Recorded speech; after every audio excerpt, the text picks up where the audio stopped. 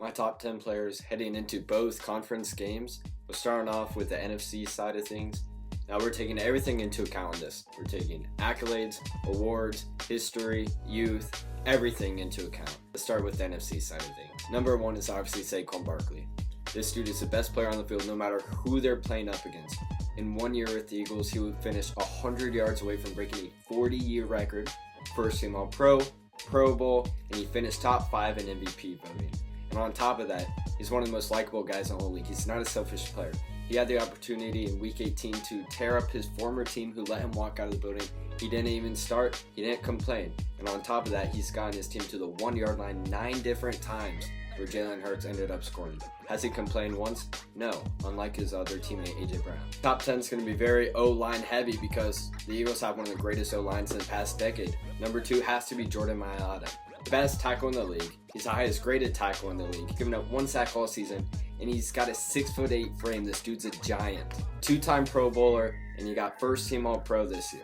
Like I said, number 3, the other tackle, Lane Johnson. Now this tackle actually has a ring. 12 seasons, 1 ring. I'm taking the guy who hasn't given up a sack since week 14 of last season. As a 6-time Pro Bowler, 2 first team All-Pros, and 3 second team All-Pros.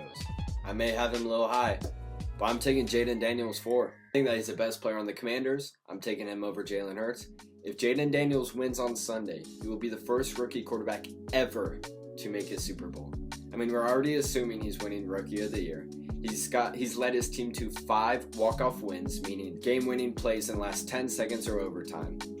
This kid's clutch, he's calm, he's cool and collected always, and he's been the best quarterback in the playoffs so far and had the toughest road. And I think if everyone could redraft this past year's draft, I think everyone, or 99% of people, would take him first overall. 5. Now, I don't know if we're forgetting about him, but also feels like his quarterback forgets about him a lot of times. AJ Brown. I think we forget how much of a monster this dude is. He was a monster in Tennessee with Ryan Tannehill as his quarterback. In 6 seasons, he's got 3 Pro Bowls and 3 second-team All-Pros. Even this year, in what felt like a down year, he was still graded the 3rd best overall wide receiver in the whole NFL. Oh, and he also helped author Jim Murphy sell books, so he also elevates other people. AJ Brown is the 5th best player in this game. 6, a sleeper pick. Jalen Hurts looking like Zach Bond, middle linebacker for the Eagles. This is his 5th season and only 1st with the Eagles. He was the highest graded linebacker in the whole NFL. That's over 200 players. He was the highest graded. He's also known as the best coverage linebacker in the league. He's got 111 solo tackles, ranked 2nd in the league. And on the side, he's got 4 sacks, which is top 5 most for a linebacker. He's also got 5 forced fumbles. First season with the Eagles, he made his first Pro Bowl and first All-Pro. And he's looking to become only the 2nd Eagle in history to win Defensive Player of the Year. This guy is extremely underrated, and he's fun to watch. Now, I may have Jayden Daniels a little too high, and I may have Jalen Hurts a little too low, but I'm taking Jalen Hurts at 7. I think he's the 2nd best quarterback in this game. It feels like he's just a little disrespected. I mean, we got to think this is only his 5th season, and he's already been to a Super Bowl and 2 conference championships.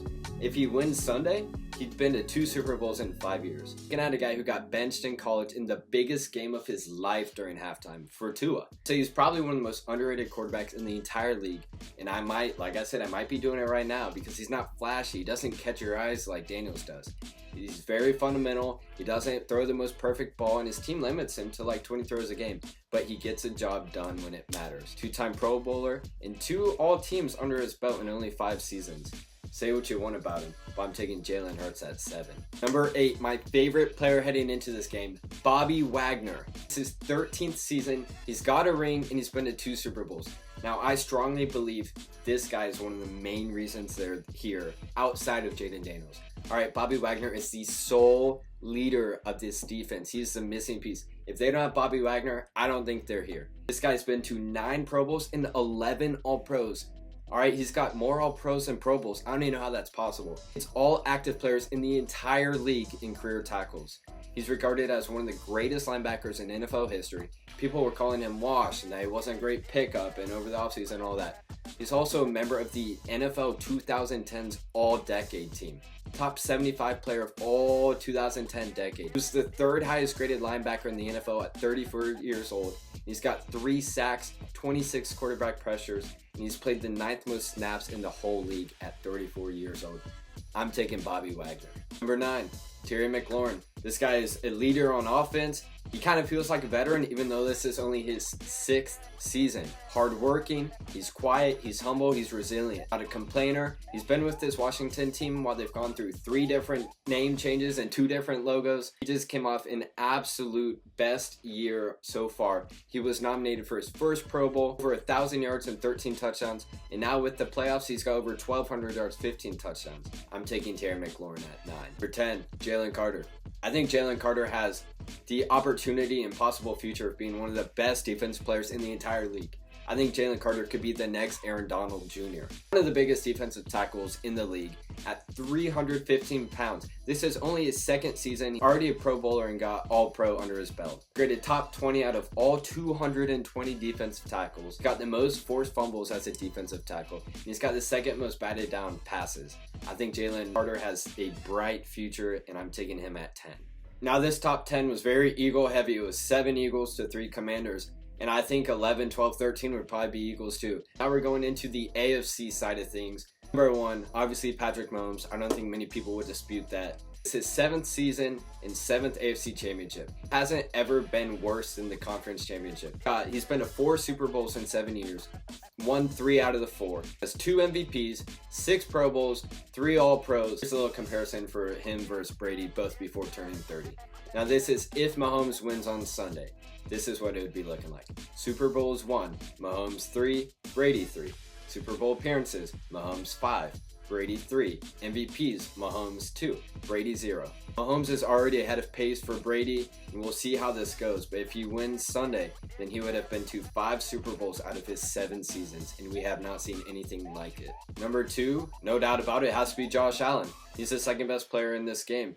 This is his 7th season, just like Mahomes. He's got 3 Pro Bowls, he's got 2 second-team All-Pros, and he holds 2 NFL all-time records. He's got the highest passer rating in a single postseason, also got the most rushing touchdowns by a QB in a single season. If he wins on Sunday, he will be making his first Super Bowl appearance. Josh Allen, number 2. Number 3 was a toss-up for me between Chris Jones or Travis Kelce, but I went with Chris Jones just because he's younger and probably a little bit more healthier at this moment. Jones, 9th season, and he's already got 3 rings. He was the highest graded defensive tackle in the league this year.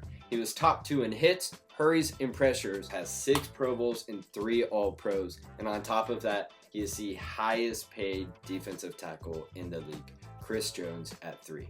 Number 4, Travis Kelce. Kelce is heading into his 12th season, and he's got 3 rings. Got 7 All-Pros, 10 Pro Bowls. Oh, and by the way, he also joined Bobby Wagner for the 2010s All-Decade team. These are just a couple NFL records. These aren't all his records, but these are just a few that Travis Kelce holds.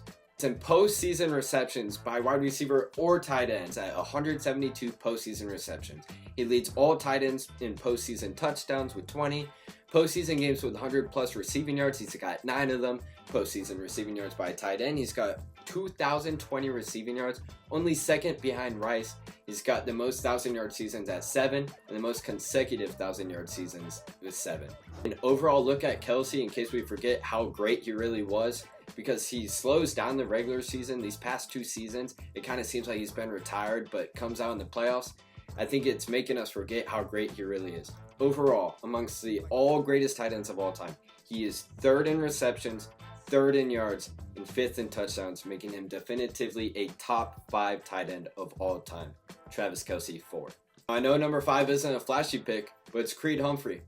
He's not only the best center in all football, he's the highest graded center in all football, he's the highest paid center in all football. He hasn't given up a sack all season, and in his 4th season, he's got 2 rings, looking for his 3rd. Now, if it weren't for Creed Humphrey, Mahomes would be getting sacked the second the ball was snapped every time. Creed Humphrey, the best center at football, number 5. Number 6, highly underrated, Greg Rousseau. I think this is one of the best edge rushers. I would love to have him on my team. This is only his 4th season. He is a top 15 of all 211 edge rushers.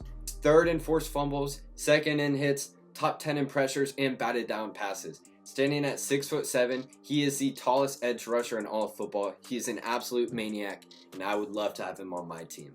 Greg Rousseau at 6. Trent McDuffie. Hard to put corners so high because it doesn't feel like a cornerback really kind of decides the game, you know? but Trent McDuffie at 7. He kind of hid behind L'Jarius Sneed last year, but now being cornerback 1 for the team, he was the 3rd highest graded corner in all of the league. It's his 3rd season, and he's looking for his 3rd ring. He's got 2 All-Pros already. Trent McDuffie 7. Joe Thuney. Now it feels like the Chiefs have veterans in all the right places. Joe Thuney is an absolute veteran. In 9 seasons, he's got 4 rings, 3 with the Chiefs and 1 with the Patriots. This guy has not given up a sack all season long, just like Creed Humphrey. These two are the reason the Chiefs O-line exists. He is a top 10 guard out of all 135 guards in the league. He's got 2 Pro Bowls and 3 All-Pros. I'm taking Joe Thuney at number 8. I know it's not flashy, but he is super crucial for this Chiefs team's success. 9. James Cook. Another Bills who I think is extremely underrated.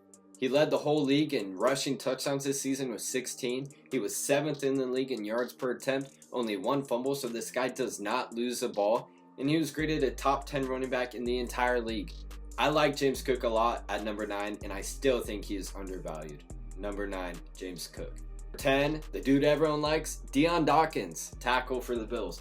Now this guy is kind of the heart and the soul and everything of this Bills team. He's the fun personality. He made 4 straight Pro Bowls, back-to-back Pro Bowler. The best tackle on this Bills O-line, and he is a top 15 tackle in all of football. A fun fact, he leads all active tackles in receiving touchdowns with 2 on the season, with 2 receptions for 8 yards. I'm taking Dion Dawkins at number 10. Unlike the Eagles Commanders, this wasn't as lopsided. This was more even with 6 Chiefs, 4 Bills. That's what I got for my top 10 heading into both conference games.